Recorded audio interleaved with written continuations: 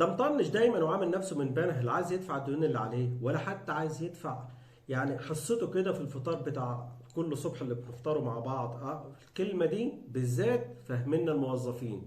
يعني فيهم واحد دايما كده بيتقال عليه ده عامل نفسه من بنها. انا فاهم انتوا عايزينكم على مين، على الاستاذ علاء ما هو في واحد دايما علاء ده موجود بالنسبه للرجاله، وساميه دي موجوده بالنسبه للستات. بص يا علاء، انت بص في كل الفيديوهات طالما مش بتدوس لايك بقى وتشير، بص ما هتلاقي اسمك محو كده في كل حاجه. وهتطنش بقى وتعمل نفسك من بنها، ده مشكلتك بقى. كمان الكلمه دي بتتقال على الراجل، اكتر حاجه بتتقال على الراجل في ظهره، وخصوصا كمان بتجيله من مين؟ من الغاليين بقى، عياله ومراته. ابونا مطنش بقى، ده عامل نفسه من بنها. ما انت عارف عيد الميلاد، وانت عارف ميعاد بقى الهدايا والعزومات اللي انت عزمتنا، اللي وعدتنا كمان بيها من سنه، كله ده وانت شايفها وعارف وفاكر وعامل نفسك من بنها. طب انت عمرك سألت نفسك اهالينا ببنها عملوا ايه علشان يتضرب بيهم المثل؟ تعال اقول لك اصل الحكايه.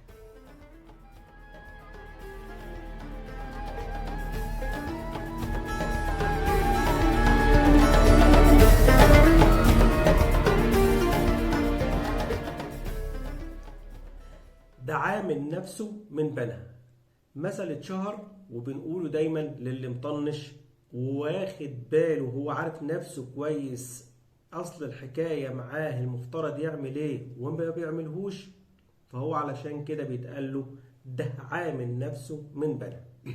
الحكايه لها اصل، اهل بنها اهالينا يعني براء منها تماما، بالعكس ده اهالينا ببنها ملتزمين بالعهد والوعد. الحكايه ان القطر اللي كان بيطلع من القاهره بيروح اسكندريه بيعدي على بنها، لان ببساطه دي اول محطه يا اخوانا بعد القاهره على طول. واسالوا والله يعني رنوا كده على السكه الحديد وهتعرفوا. فكان اللي بيركب من رمسيس عايز ينزل بنها طبيعي هيدفع نص تذكره او سعر تذكره اقل من رايح اسكندريه. فالناس استغلت ده، فيجي الكمساري مع اول ما بيطلع القطر بيلم التذاكر او بيقطع للناس التذاكر، فيقولوا له ده احنا نازلين بنها هنا قريب، فيستفادوا بالميزه دي فيقطعوا التذكره. فكده هو اللي عامل نفسه من بنها علشان يوفر فلوس. شفتوا؟ ده جزء من الحكايه. في حاجه تانية كانت بتحصل في القطر بقى انقح من دي، برضو رجعت للمثل. ايه هو؟ يجي واحد من اللي قاطعين الاسكندريه، فالقطر زحمه الصبح، في ناس كتيره واقفه ومحطات كتيره لسه جايه، فيصطاد حد شكله طيب كده يعني قابل انه يتكلم معاه، فاقول له بقول لك يا استاذ ما نبدل كده يعني نريح بعضينا، وده بعد اذنك برضه من كرم اخلاقك يعني. انا نازل بنها هنا قريب وهو نازل اسكندريه. بص الخدعه، الله يا راجل ده انت كمان يعني كام كيلو كده وهتتفقس، ولا في باله يقعد مكان الراجل الطيب. طيب يخلص الحكايه على كده؟ ما يخلصش الحكايه على كده، ومش خايف.